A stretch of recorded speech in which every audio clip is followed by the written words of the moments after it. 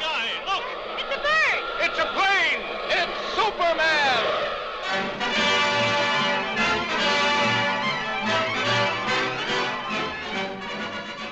Hey, welcome to Half the Battle, and welcome my friends to another look at Deke.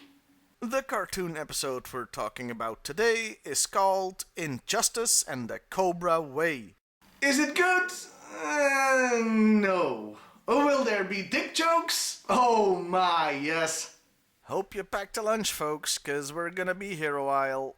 We start the episode with the Joes in Washington, D.C., because they got a tip that Cobra is going to try and steal the Constitution. Did I put in National Treasure by mistake? If Nicolas Cage shows up, I'm leaving. By the way, they have Freefall, the paratrooper, in full gear with his parachute, in the sewers. Great resource allocation there, guys.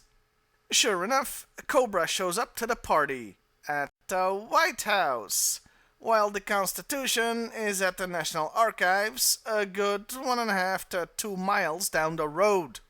And it's not like the writers thought the Constitution was kept at the White House, since they go to the archives later. Still, I don't think this was a mistake. Well, not an accidental one anyway. I believe they deliberately showed the White House to make sure all the kids watching knew they were in Washington. And you've basically 3 choices if you want to universally get across your story is set in Washington. There's the White House, the Capitol building, or the Washington Monument, aka that giant phallic symbol. Seriously, what's up with that, America? Then again, Belgium's own iconic building is a giant set of balls of steel, so glass houses, I guess. As an aside, the worst thing about this episode, and what makes it awful, is the sound mixing. If you've got the music score and the sound effects at the same time, they completely drown out the dialogue.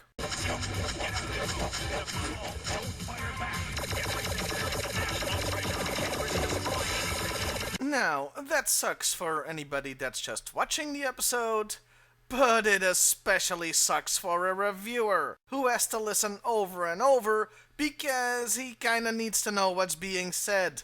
Take Captain Gridiron, for example. He speaks almost completely in football puns this episode, and I was gonna make a nice montage of that so you can share my pain, but the sound mixing makes this impossible. So I have to suffer alone. Anyway, despite the Joe's best efforts, Cobra manages to steal the Constitution. Well, I say best efforts. Their main plan seems to be this.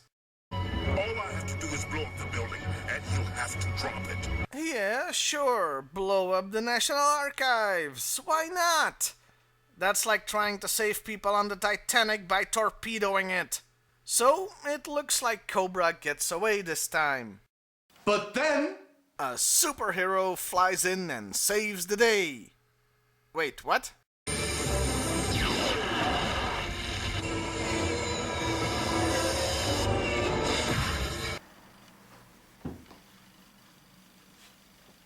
Okay, and who was that masked man? My name is Serpent Man, and I am named after the proud and patriotic Don't Tread on Me Liberty flag of our American ancestors. Okay, there's a lot to unpack here. First of all, a snake-themed hero called Serpent Man. Yeah, real subtle. Serpent Man. That's not exactly the name I'd choose for a real American hero, but heck, what can I say? And just because you point out how stupid it is, doesn't make it any less stupid.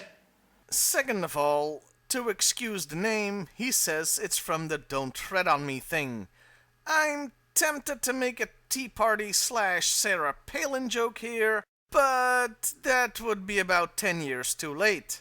Or 17 years too early, considering this cartoon is from 1990.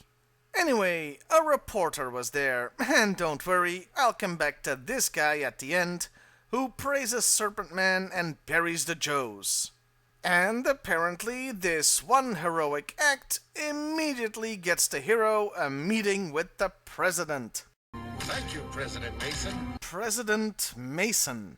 Once again, a lot to unpack. A masked guy can just get a meeting with the president without any vetting or background check. And a reporter can just walk up to said president. And the award for... Sir not appearing in this film. goes to the Secret Service. Yeah, they weren't at the White House at the beginning of the episode either. Also, the president is a woman and looks like Hillary Clinton. I wouldn't think that was too weird, except, like I mentioned, this cartoon is from 1990, 3 years before even Bill Clinton became president. This, combined with the Don't Tread on Me stuff, leads me to just one conclusion. The writers of this episode must have been time travelers. And apparently they thought the best use of their powers was to write a Deke G.I.Joe cartoon. Well, that would explain why they never managed to kill Hitler. We've still got a story to get through here, so let's soldier on. The reporter tries burying the Joes again, but surprisingly, Serpent Man goes to bat for them, saying they did a lot of good in the past and should even get a parade in their honor. Oh, and as a side note, Serpent Man's head looks like a dick. Sometimes I don't even need to come up with a joke, I can just state a fact. So the Joes get their parade, with even the president herself attending. It's with great pleasure that I come before you to honor G.I. Joe. Because they've been there so many times in the past when we've needed them. For some reason, the nameless grunts of G.I. Joe wear purple helmets. I am surrounded by dickheads today. The story briefly turns into a Japanese tentacle cartoon as the inevitable happens and the president gets kidnapped. Cobra kidnapped the president! Once again, Secret Service, what's that? The Joes follow the bad guys into the sewers.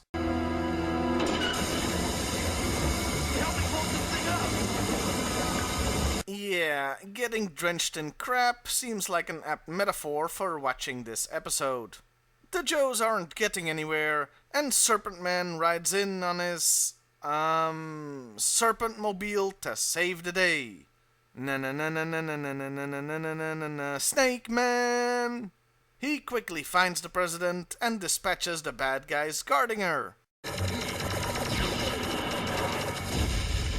I'd say Buzz Lightyear was gonna sue somebody, but Toy Story came out 6 years later. So, once again, time travelers? The Joes get dragged through the mud again, so this time the president... Wait, go back! Why does it appear like there's a communist flag on top of the White House?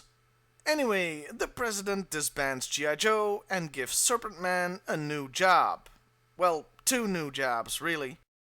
I am appointing Serpent Man to be Secretary of Defense and Attorney General, so that he may better lead our battle against crime and terrorism. I don't think you're allowed to combine those jobs. Separation of powers? Never heard of it. The Joes aren't just gonna take this lying down. There's something strange going on, and we've got to find out what it is. You think? We're 2/3 into this story, and now you think that things may be fishy? I say we comb the sewers and look for some kind of clue. Wading knee-deep in crap again. I know how they feel. They find a watch belonging to the president and notice she's wearing it after the rescue. Oh sure, when the plot calls for it, they go from being idiots to Batman-level detectives. This clues them in that the president may not be the actual president. They get out of the sewers, but accidentally find themselves in a top-secret area when the reporter shows up again. You down there! You're trespassing on a secret installation, and I will safely be able to order you to surrender! Yeah, because a reporter can order soldiers to surrender.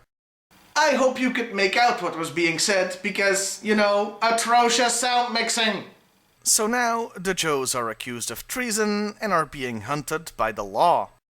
Hey, wait a goddamn minute! Cobra replaces the president with a fake, and the Joe team has been set up and are now fugitives. This is the damn plot of retaliation. I can only think of two explanations here. One, the aforementioned time travelers, or two, the writers of Retaliation based their script on this damn episode. Well, minus the superhero bits, of course. I honestly don't know which explanation is more disturbing. Anyway, the Joes find somewhere to hide and plan. I know a place where they'll never look for us. Who the heck was Millard Fillmore? Millard Fillmore was the 13th President of the United States. He was never elected, but was Vice President under Zachary Taylor and took over the office after Taylor died unexpectedly. Imagine not knowing that. Yeah, okay, I had to look it up too. Still weird of them to dunk on Fillmore of all people. Though they are right, nobody will be able to find them, considering his statue isn't in frickin' Washington, it's located in Buffalo, New York.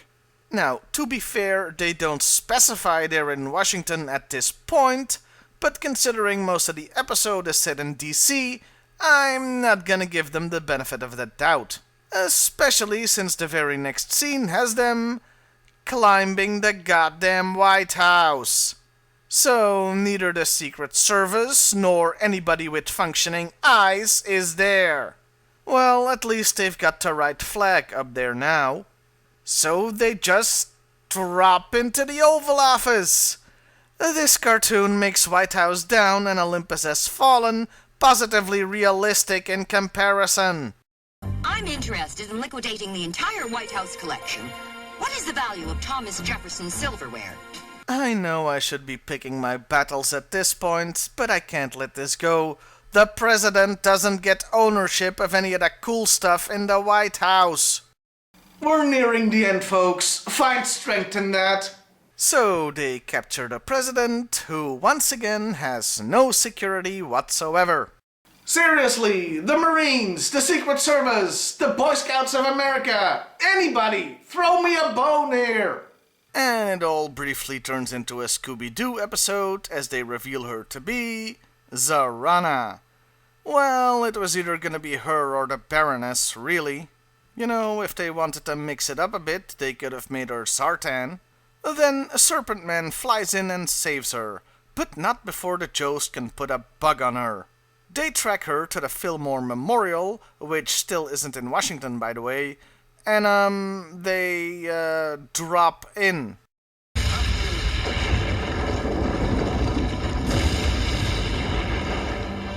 President Millard Fillmore?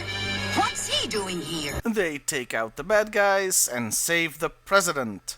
So now it's time to Scooby-Doo it up again and find out who Serpent Man really is. Well, are you pleased with what you see? Cobra Commander! Bull crap he is! First off, the metal mask wouldn't fit under the other one.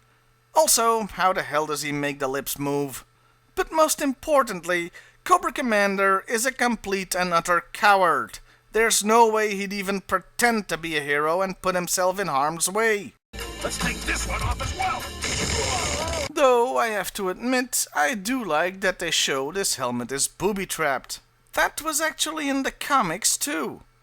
And so, Cobra Commander escapes, the president is rescued, and the day is saved. And I want to welcome you back to the forefront of our country's defense. G.I.Joe! The country's only defense, judging by your total lack of security. So that was Injustice and the Cobra Way. And boy was that painful to sit through. The worst thing is, I actually like the premise.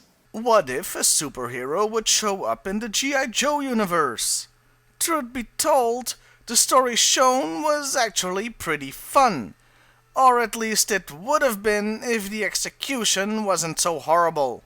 Firstly, for the story to work, the Joes had to act like morons for most of it, and security in Washington freaking DC had to be so lax, Baldric from Blackadder could have taken over the country with a cunning plan. But you know what? I could have lived with that for the sake of a fun story. What really burned me on this episode was the sound mixing. It made the whole thing god-awful to sit through and really soured me on it.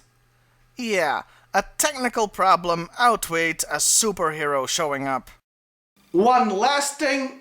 I did promise to talk about the reporter some more. You would think that with him being a Serpent Man fanboy and constantly berating the Joes, he'd be a Cobra agent too, right? But nope, he's just a dumbass. Also, does he look familiar? Well, there's two reasons for that. He's a caricature of Geraldo Rivera, talk show host / reporter and part-time Borat impersonator. Hell, his name is Jose Rivera. I'm Jose Riviera. Perhaps you're familiar with my TV series? He's also based on Hector Ramirez, a reporter that showed up in the Sunbow series and who was also a Geraldo clone. That name even appears in a newspaper article written by Jose. I guess since Ramirez was a Sunbow character, Deke couldn't really use the name. In conclusion, this could have been a fun story, but the execution made it mediocre, and the sound mixing turned it into a waterfall of raw sewage. Also, the writers of this episode were time travelers. I don't know their evil purpose, but we have to stop them before Marty's family gets erased. We made it, folks. Well, I'll see you next time. And hey, why not like, share, and subscribe if that's your thing.